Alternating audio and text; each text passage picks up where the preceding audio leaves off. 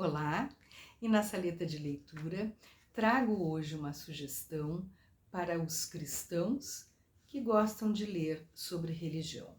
Refiro-me ao livro Conhecer Jesus é Tudo, do pastor adventista Alejandro Bulón e da editora Casa Publicadora Brasileira. O título do livro me chamou a atenção e eu o encomendei, imaginando que era um livro cristão, evidentemente, mas não imaginava que seria de uma confissão diferente da minha, uma vez que eu sou católica. No entanto, eu me encantei com o livro, com a forma simples com que coisas tão importantes são abordadas. O pastor, na introdução, vai justificar a existência do livro, dizendo que recebia muitas cartas ou recebia muitos jovens para conversar, e o teor era sempre o mesmo. Pastor, eu sigo todas as regras, eu sigo todas as normas, mas eu me sinto vazio.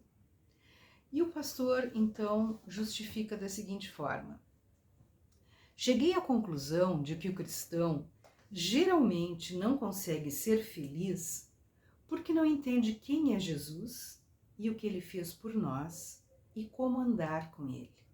O cristão sabe tudo o que deve e o que não deve fazer, mas não consegue viver à altura das normas que conhece. Depois ele vai dizer que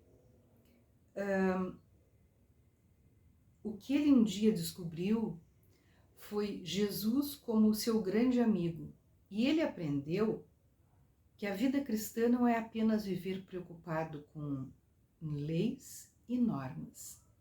A vida cristã é uma coisa linda, é andar cada dia com Jesus num relacionamento sublime de amor.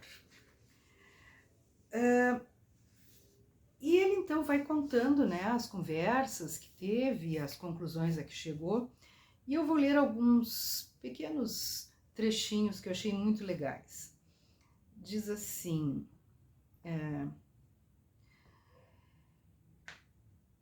ele conta nas palavras dele o encontro do jovem rico com Jesus, quando o jovem rico diz mais ou menos assim: Mestre, o que eu faço para receber a vida eterna? O que eu faço para ser salvo? Eu não tenho certeza da salvação. E aí o pastor pergunta: mas por que isso? Ele não era um bom membro da igreja? Ele não cumpria todas as normas? E diz o pastor: ah, meu caro, cumprir mandamentos nunca foi sinônimo de salvação. Ser um bom membro da igreja não quer dizer estar salvo. É de algum modo possível obedecer a tudo e estar completamente perdido. Perdido dentro da igreja. Há algo que nunca deveríamos esquecer. É possível de alguma maneira cumprir normas sem amar Jesus. Mas é impossível amar Jesus e deixar de cumprir as normas. Então, qual deveria ser o nosso primeiro interesse, o nosso grande objetivo? Se o ser humano amar a Jesus com todo o seu coração, será incapaz de fazer algo que magoe o seu Redentor. Sua vida, em consequência, será uma vida de obediência.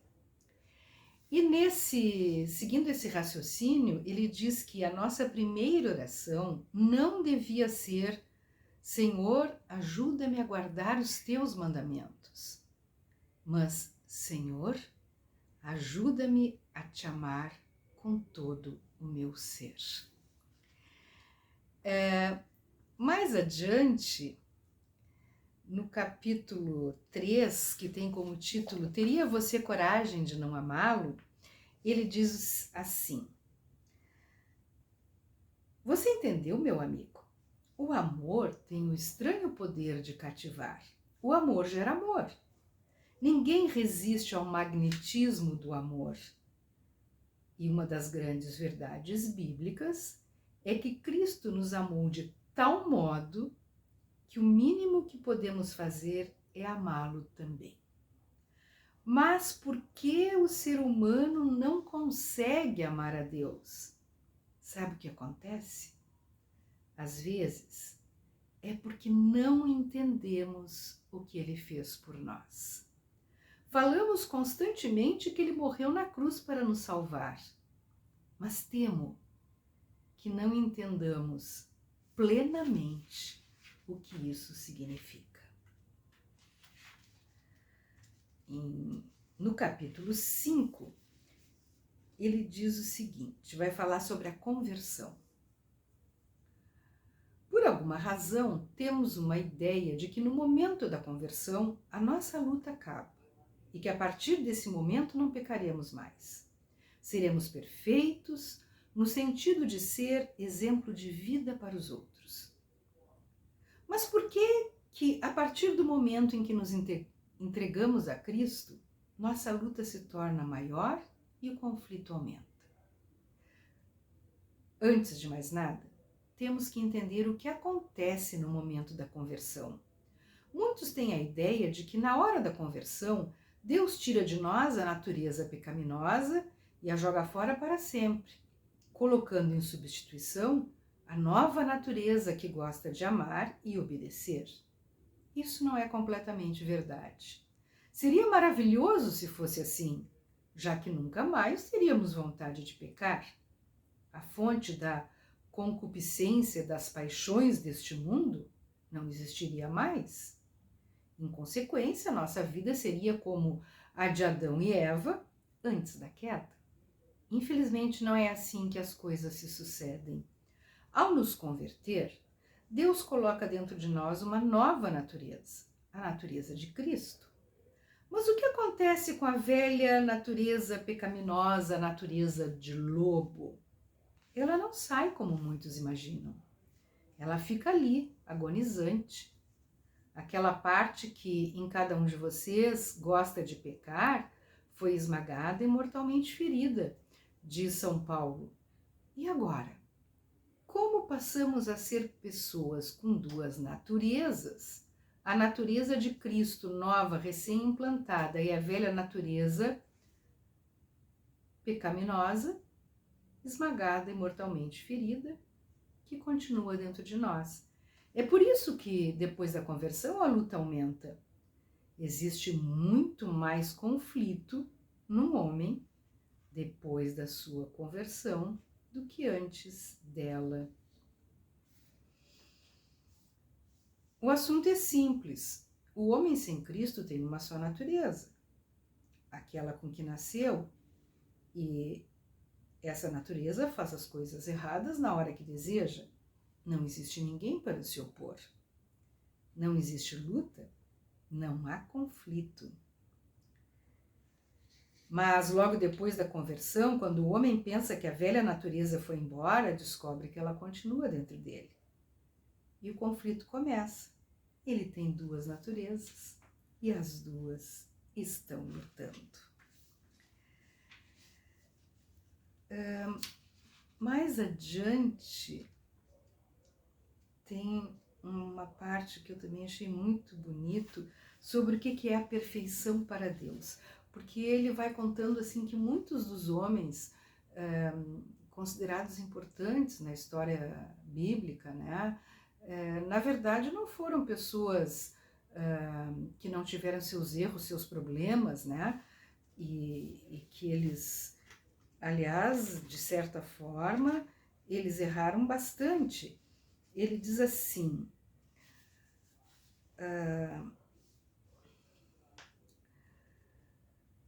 ele diz o seguinte: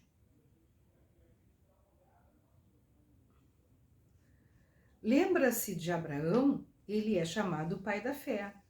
Você sabia que um dia Deus se apresentou a ele e disse: eu sou o Deus Todo-Poderoso, anda na minha presença e ser perfeito? Percebeu? Tudo que Deus esperava de Abraão era que andasse com ele. E o que dizer de Davi? A Bíblia afirma que Davi foi um homem conforme o coração de Deus. Ah, se um dia ele pudesse dizer isso de nós, o que mais poderíamos esperar? Mas por que foi que Davi tornou-se o homem conforme o coração de Deus? Qual era a maior obsessão da vida de Davi? Andarei na presença do Senhor na terra dos viventes. Então ele vai nos dizer o seguinte, que Abraão não era esse homem tão fantástico. Ele diz que um dia ele foi tão covarde que teve medo de dizer que Sara era sua mulher e, afirmando que era sua irmã, quase levou o faraó ao adultério. Uma atitude covarde de Abraão. Mas você sabe o que Deus diz dele? Abraão era perfeito. O que dizer de Davi? Caiu fundo no pecado, mergulhou nas águas turvas do assassínio, da intriga e do adultério. Davi fez essas coisas e sabe o que a Bíblia diz dele? Que Davi era um homem conforme o coração de Deus. Então, seguindo esse raciocínio, ele diz o que é a perfeição para Deus. Para os seres humanos, uma pessoa é perfeita, santa, justa, íntegra, quando nunca comete um erro, quando faz tudo certinho, quando cumpre todas as normas, leis e regulamentos. Para Deus, uma pessoa é perfeita quando se dispõe a andar com Ele, quando faz de Cristo o mais importante da vida, quando compreende tudo o que Cristo fez na cruz por ele, clama por um novo coração capaz de amar. Quando sente dor por todo o sofrimento que causou a Cristo com seus erros passados e, ao olhar para a cruz, se apaixona por Cristo ao ponto de dizer: ó Senhor Jesus, eu te amo tanto que sem ti a vida não tem sentido.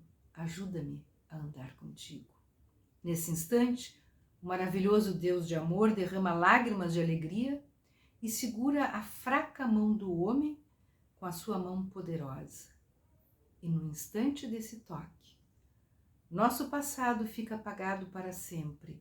Não importa se fomos bêbados ou covardes, adúlteros ou assassinos, tudo fica enterrado, porque nesse momento passamos a ocupar o lugar de Cristo.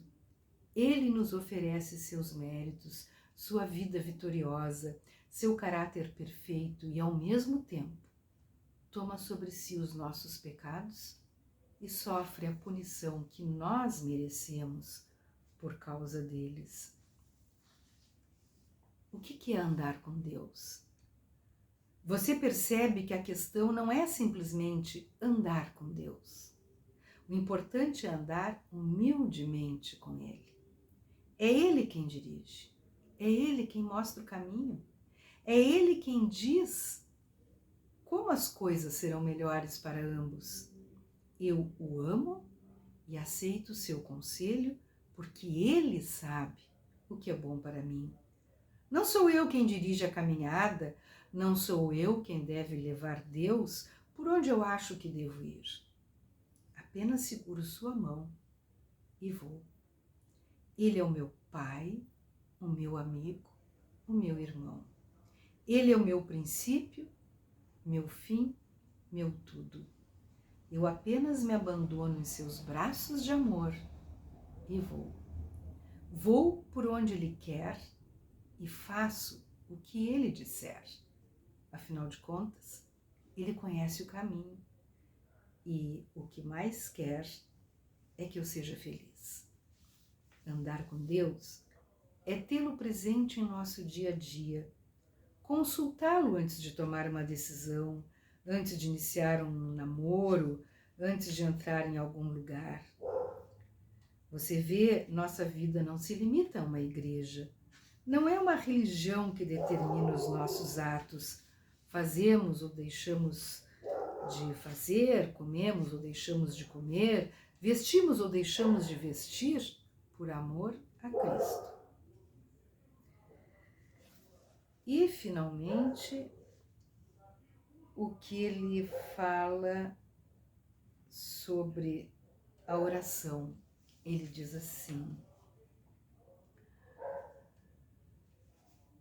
o que o Senhor Jesus está querendo nos dizer é que quando conversamos com Ele, temos que fazê-lo na base da sinceridade, sentindo realmente o que estamos falando. Ele está pedindo que a nossa oração saia do coração e não simplesmente da boca. Já pensou na possibilidade de bater um papo à toa com Cristo? Conversar com Ele simplesmente pelo prazer de conversar? Orar sem pedir nada? Apenas para contar coisas, contar segredos, abrir o coração e relatar para Ele tudo o que fez durante o dia, mesmo que pareçam coisas sem importância? O dia em que descobrirmos a alegria de falar assim com Deus, teremos descoberto o segredo de uma vida poderosa. Isso é andar com Deus. É muito lindo o livro. Conhecer Jesus é tudo. Da autoria do pastor Alejandro Bolon, da editora Casa Publicadora Brasileira. Tenho certeza de que após esse livro você sairá maior e sairá com seu coração aquecido e serenado. Vale a pena. Boa leitura.